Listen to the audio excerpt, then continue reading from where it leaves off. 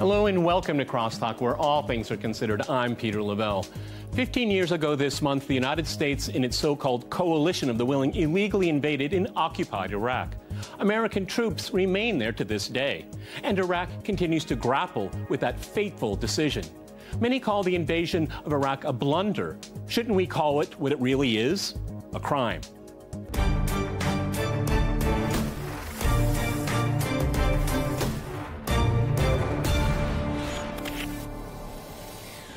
Cross-talking Iraq 15 years on, I'm joined by my guest, Ken O'Keefe in Calgary. He is a political analyst and an ex-U.S. Marine who renounced U.S. citizenship. In Washington, we have Christopher Nieweim. He is a former Army military police sergeant, Iraq War veteran, and contributor to The Hill. And in Tehran, we have Mohammad Marandi. He's an associate professor at the University of Tehran. All right, gentlemen, crosstalk rules in effect. That means you can jump in anytime you want, and I always appreciate it. All right, gentlemen, before we get started here, I'd like to refresh everybody's memory of what happened 15 years ago preceding the war, and also because the mainstream media is largely ignoring this 15-year commemoration, because it's certainly not an anniversary here. Let me read a few things here.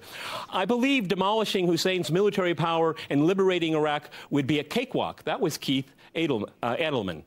The conflict could last 6 days, 6 weeks. I doubt 6 months. Donald Rumsfeld. We will be greeted as liberators. Dick Cheney. A year from now, I wouldn't be surprised that there's some grand square in Baghdad named after President Bush, Richard Pearl. Iraq will not require sustained aid, Mitch Daniels. And lastly, but really importantly, we're dealing with a country that can really finance its own reconstruction, and relatively soon, Paul Wolfowitz. All right, Ken, let me go to you first here.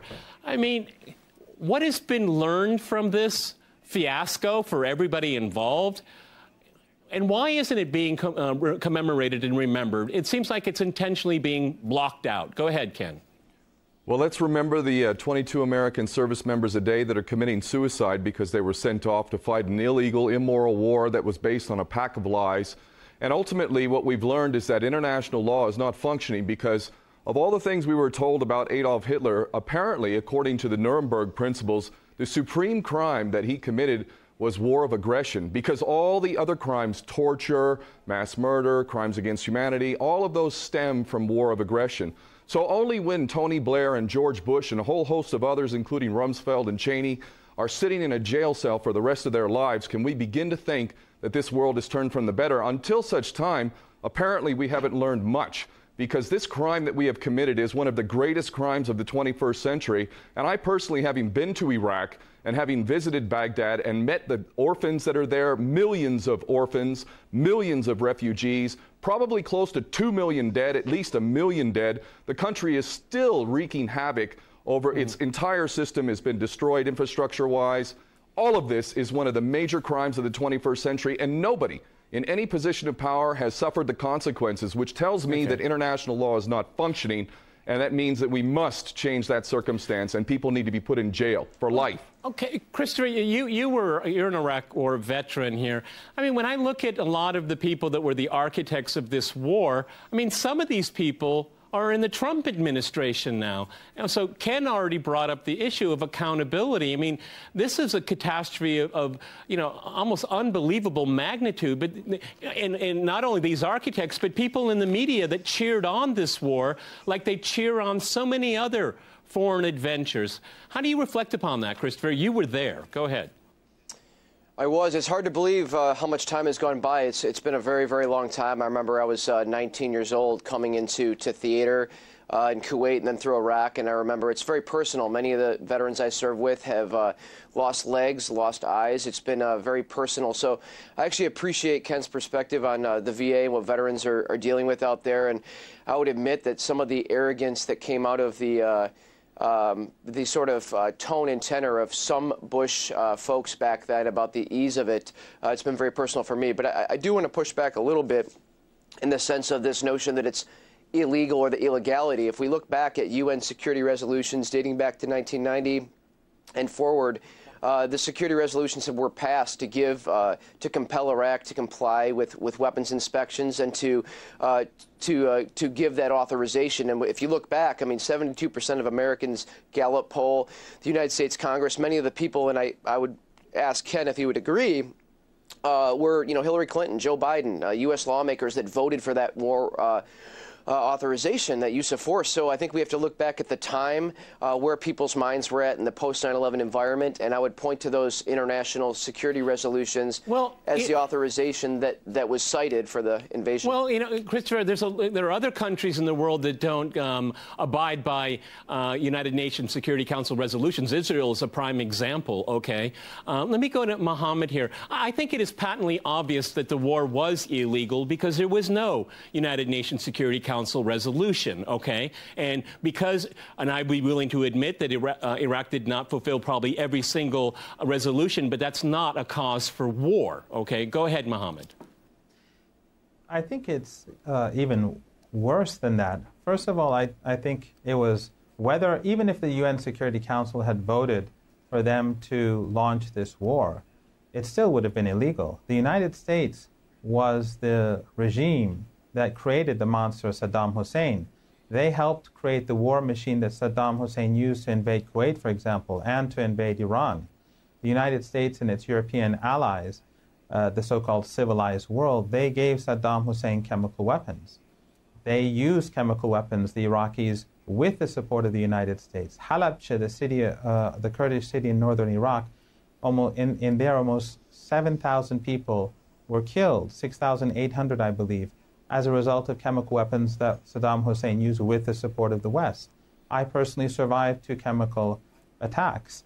So these were crimes against humanity that the United States bears as much responsibility as Saddam Hussein. After that, when the United States imposed sanctions on the Iraqi people after the defeat of the Saddam forces in Kuwait, 1 million people were killed. And Madeleine Albright back then said it was a price worth paying. 1 million children died as a result. Yeah. And also, after Iraq was defeated in Kuwait, the Iraqis rose up, and they were about to overthrow the regime, and then the United States allowed the regime to use its helicopters to massacre Iraqis both in the north and the south of the country. Scowcroft and people like Haas, they were saying that the regime must stay in place because its overthrow may benefit Iran. So the United States kept Saddam Hussein in power all these years. They have no moral legitimacy to carry out any war. And the war was based on lies. Right, and they certainly did. The chemical weapons, the nuclear weapons, the aluminum tubes, the yellow cake from Niger, all that fabricated evidence. And the reason why Americans supported it was because the corporate media and state-owned media like the BBC, they're all behind because they were lied to. Okay, well, go ahead, jump in there, Ken, because this is my mantra all the time about this, because you have the media as just stenographers for power. And again, and one of the reasons why I want to make this program is that we're seeing it all over again. We saw it with Syria. We're seeing it with Iran is being targeted right now. It's the same techniques. It's the same people doing it. Go ahead, Ken. And it's the same people in charge. And if we want to learn something, if the audience wants to learn something, then let's look at Oded Yanan's strategy for Israel in the 1980s. There is this psychopathic plan for Israel to expand. And back in the 1980s, Saddam Hussein was identified as target number 1, while, by the way, he was our asset fighting the Iranians, which Brother Mohammed knows very well, because Saddam Hussein was used to kill effectively 1 million Iranians, which included teenage boys who were sent off to the front, who came voluntarily to the front to defend Iran very honorably, the only war that Iran has been involved in for several centuries. Ultimately, this plan of expanding Israel, the Greater Israel Project, involved not just the taking out of Saddam Hussein or any other strong Arab leadership in the region, but also to effectively balkanize the entire region. And what we see right now in Syria, Libya, and the entire region is that plan. Oded Yanan's strategy for Israel in the 1980s. And this chaos that we see is not an accident. And if people really want to learn something here, they need to understand that none of this is an accident. Actually, what's happened in Iraq is exactly what was intended. Not only to take out Saddam Hussein, but to break up Iraq, which we see 3 different segments. We see the same thing happening in Syria right now. So if people really want to have an understanding, they need to know that those that are in power, which are all basically puppets in government, who are underneath the bankers who always want war, who finance generally all sides of war, they have a major incentive to keep going with war. And now you know very well, sitting there in Russia, that we're trying to pick a fight with Russia. And look at the embarrassing reality of UK politics with Boris Johnson and the Prime Minister themselves indicting Russia without any evidence whatsoever. Yeah. Why? Because they work for the bankers and another war is on order. Okay, that's the pattern, you know, accuse and then you don't need any kind of evidence here. Christopher, let me ask you almost kind of like a personal question. I mean, a lot has come out about the planning and the botched occupation. You know, the Iraqi government, I think it was about 2 weeks ago, voted to have all foreign troops removed from Iraq. But the United States doesn't do that. I thought, you know, the United States was trying to give sovereignty to Iraq, and it doesn't even listen to its own, the political system that it actually imposed. You know, isn't it time for the U.S. to stop, quote unquote, helping the Iraqis? Go ahead, Christopher. Well, I think that, I mean, President Bush campaign, we weren't going to have nation building, and then we had nation building on steroids. I mean, I think it'd be fair to look back at that. But I think the biggest issues with with Iraq was not so much the initial invasion, but it was all of the post-war activities, whether it was the disagreement between the Pentagon and the administration over troop levels, decommissioning the Iraqi military, and frankly, just the post-war governance. I think that's where the problem's head. If Iraq was a flourishing democracy today, I think maybe we'd be looking at it differently, but I think it's more the way that it turned out that's causing those issues. But I do want to say it's a very long, complex history.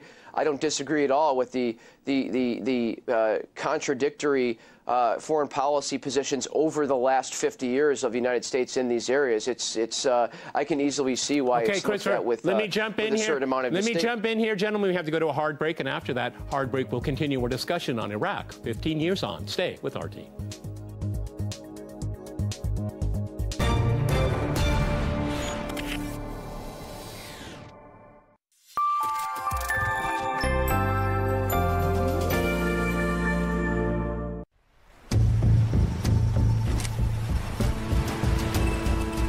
Well, you know, the pirate thing we've kind of adopted because we were called pirates for so long.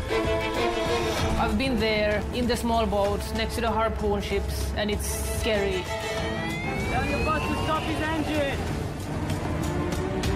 The levels of the big top fish, already 90% of it are gone, and it won't recover. We counted 15 scoops. 75 tons of tuna, and they do it several times a day with a big fleet. So now you get an idea why the ocean is overfished. We have to understand we cannot stay still and just be witness of the ongoing disaster.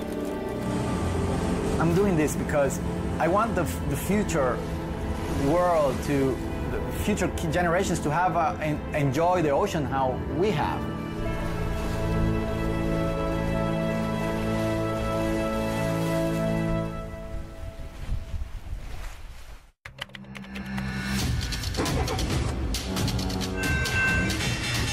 Ladies and gentlemen, welcome aboard.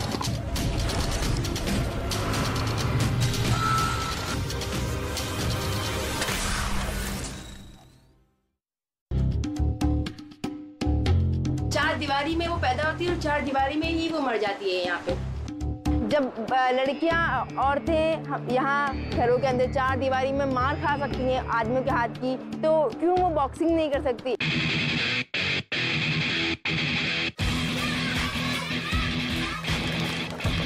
मैं ring पर होती तो बिल्कुल मैं change ही हो जाती हूँ कि मैं जैसा कि मुझे खुशी से होती है। मैंने लोगों की परवाह करना छोड़ दिया है, तभी मैं आज बॉक्सिंग भी कर रही हूँ और स्टडी भी कर रही हूँ। मैं किसी चीज़ से नहीं डरती और मैं बॉक्सिंग इसलिए करती हूँ क्योंकि कोई मुझे छेड़े तो मैं उसको मारूँ।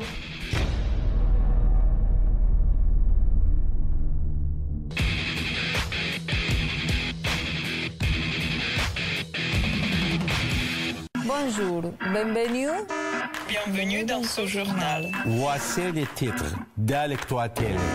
De l'actualité. De l'actualité. Notre invité spécial. Maintenant. Également cette semaine. Très bientôt, ça c'est plateau. Alex, you speak French? Bonjour, aujourd'hui RT France rejoint la famille RT, une nouvelle chaîne d'infos en continu. Nous poserons les questions que personne n'ose poser. À très bientôt sur RT France.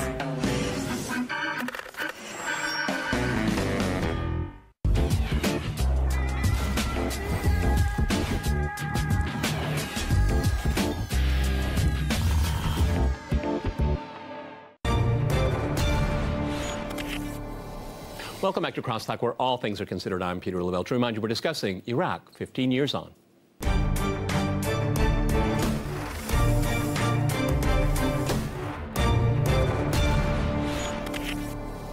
Okay, let me go back to Tehran. Mohammed, one of the ironies of the law of unintended consequences, probably my favorite phrase when I look at American foreign policy in the Middle East, is that 15 years on after this, I will continue with the illegal invasion and occupation, is that this is a neocon's nightmare because of that blunder, failure, even crime, so that you have a government in Baghdad that doesn't look to Washington, it looks to Tehran. So, I mean, the unintended consequence couldn't be more overstated. Go ahead, Mohammed. I think the reason for that is that the United States never was looking to create any democracy in Iraq, just like it's not looking to create democracy anywhere else. It's basically in the region to keep its hegemony intact. The United States supports Saudi Arabia, the regime that has been exporting Wahhabism across the world, the ideology of ISIS and Al-Qaeda, and they have no problem with that. In the case of Iraq, the United States thought that they could overthrow the country. They could scare their own people. If you remember the dossier and the 45 minutes where they were claiming that Saddam Hussein could, the Sun and the Daily Star in England were saying we could be attacked in 45 minutes. And then Kelly, he revealed information that this was all nonsense, and he ultimately committed suicide, or he died somehow. If we recall all these, and the younger generation recalls how the United States prepared the public and created fear in the West so that they could attack this country, it was basically through fear, through lies. They attacked the country, they destroyed the country, and they were hoping that they could plunder the country. They could start exporting Iraqi oil and make up for any losses that they had as a result of the attack. And the problem is that the Iraqi people, they were freed from Saddam Hussein, and they did not like the occupation either. And they wanted better relations with Iran. And the very fact that an elected government in Iraq wants good relations with Iran is something sinful to the Americans. They say that this is the Iranian presence in Iraq. No, it's normal relations that have been established between two neighboring countries. Yet the Americans cannot tolerate that. So I think the whole problem is that the United States, how it presents itself to the world, is that it's a democracy, that it promotes democracy, but in reality it is a regime that is only trying to preserve its own interests. It is Orientalist, the culture of the political regime in the United States and in Europe. They're Orientalists. That's why the Saudis can kill hundreds of thousands of people through starvation and disease in Yemen, and no one in Europe will care. No one in Europe will be ashamed of the war crimes that their governments are being carried out because they're Yemenis. They're not white Europeans. Right. The same is true in Libya. The same is true in Afghanistan, and so on.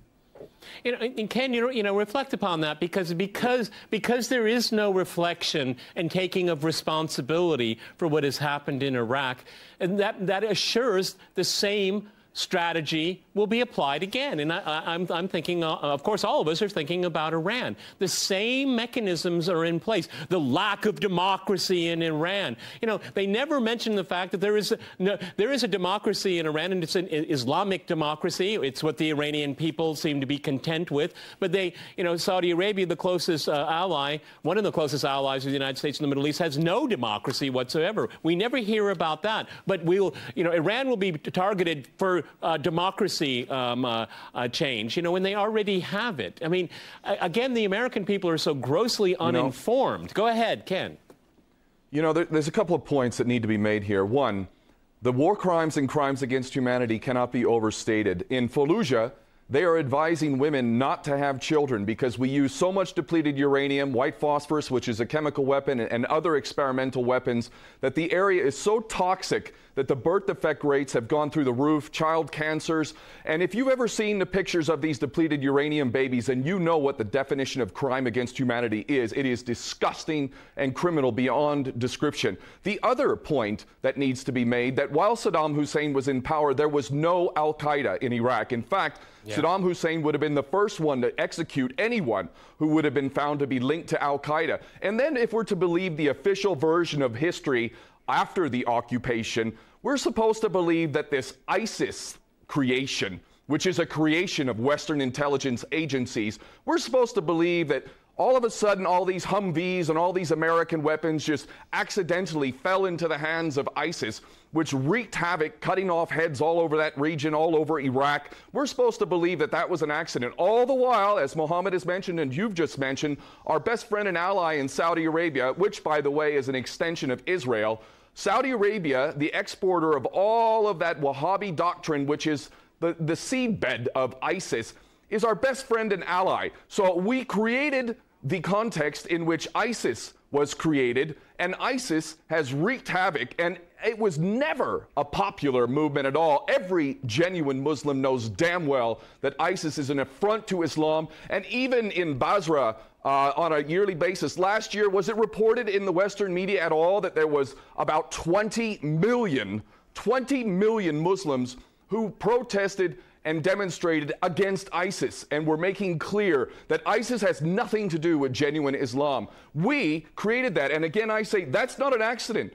The creation of ISIS is not an accident. We know that Al-Qaeda is the CIA database. That was not an accident. These are the Frankensteins that Western intelligence agencies and Mossad create in order to justify our policies in the region, which are basically to destroy that entire region, to balkanize that region so that ultimately Israel can expand. You know, the American government is bought and paid for by Israel. And it couldn't be more obvious. Netanyahu's 3 visits to the U.S. Congress, where these sycophants, traitors in the U.S. Congress, sit there and give him 29 standing ovations, tells you everything about who owns the U.S. Congress, which is nothing but a den of traitors.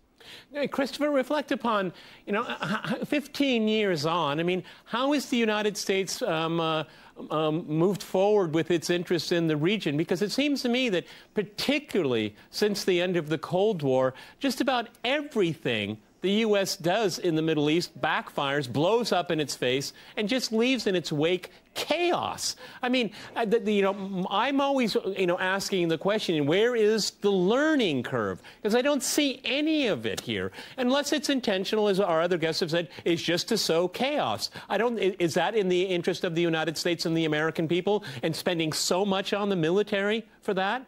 Go ahead, Christopher.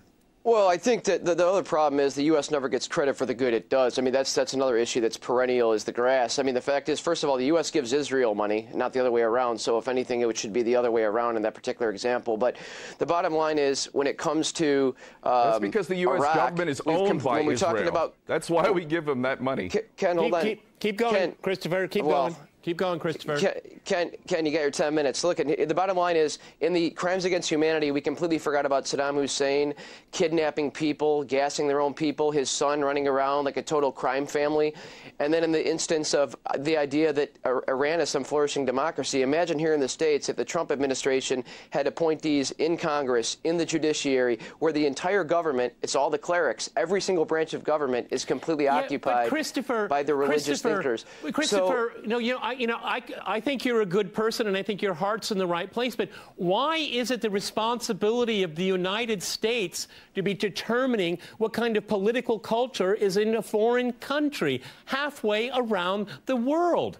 Okay, I mean, the United States has the highest incarceration level in the world. Why don't maybe the U.S. should work on that, or its opiate crisis? You know, I don't see. The thing is, this whole approach looks. Well, we're a nation of 320 million people. It's a totally different statistical game. You look for virtue in things. I don't, because I think that has nothing to do with politics. Okay. You know, that's. And I also, this is crosstalk, Peter. You do invite people to chime in, so I'm going to chime in here. Go. You try and tell the Iraqi people who've lost 1 million to 2 million, the millions of orphans. I've met orphans in Baghdad who lost both parents. They have nothing. So don't you dare tell me, and never mind me, don't you dare tell the people of Iraq the good that the United States has done. Lives have been destroyed. What if it was your child who was blown to bits? Would you say, oh, well, you know, they did help us take out a brutal Ken, dictator, which, by the way, the United States supported through all of his worst crimes. Through all of his worst crimes, the United States supported Saddam Hussein. So please don't tell me we care about the rights of the people there. Christopher, reply. Well, I mean, I was there in 2003, Ken. I don't know if you were, but the bottom line is, you know, we're building roads, we're feeding people. Like I was there, and I've seen the real effect of war. And okay, great. In 2003. In 2003, you were in Iraq? Yes, I was, before the invasion. And I came back a year later. And I saw it. Are you telling me we built roads so that makes killing 1 million to 2 million regardless, okay? Well, okay, have you covered the Iraqi crime family, Uday, Hussein, and all of that? You didn't touch anything on that. See, it's always one-dimensional. The U.S., if at some point, if Iraq and their people don't want to run with the opportunity they have, that's on them. We supported Saddam Hussein. May I? We supported Saddam Hussein through all of his worst crimes. Gentlemen, we're rapidly running out of time. I want to go to Mohammed in Tehran. We also forgot about 1991, but go ahead later. Mohammed. Look, I think the problem is that your guest doesn't recognize that Saddam Hussein, again, as I said earlier, was created with the help of the United States. When he gassed his own people, he did it with U.S. support. He did it with European support. The only time this became an issue was after Saddam invaded Kuwait. The United States has done no favors to the Iraqi people. The destruction of Iraq for the last 40 years was because of the United States. As I said, you were alluding to 1991. In 1991, when the Iraqi people, after the regime lost its battle in Kuwait, they rose up against the regime. And the Americans prevented Saddam Hussein from collapsing. They allowed him to use his, despite the no-fly zone, they allowed him to use his helicopters. Unfortunately, gentlemen, we have run out of time. We have run out of time. Fascinating topic here. Many thanks to my guests in Calgary, Washington, and in Tehran. And thanks to our viewers for watching us here at RT. See you next time. And remember, crosstalk rules.